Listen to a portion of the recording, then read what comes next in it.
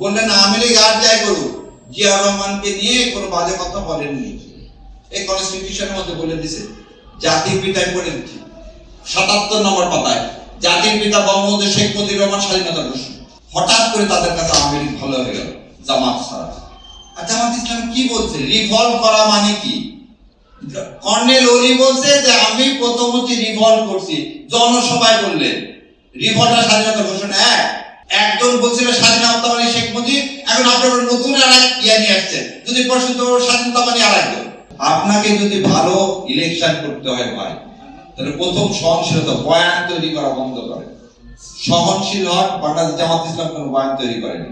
আপনারা আপনাদের জোটে মেয়ে প্রার্থী দিয়েছেন, জামাত ইসলাম জোটেও মেয়ে প্রার্থী দিয়েছেন। হঠাৎ করে কেন আপনাদের মনে হলো যে জামাত ইসলাম মেয়ে প্রার্থী দেয়নি? এনসিপি মেয়েরা তাহলে মেয়ে না?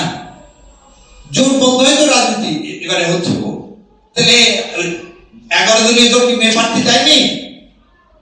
এই মিথ্যাচারের ইয়াটা কি শেষ। দয়া করে এই দখলের কাজগুলো বন্ধ করেন।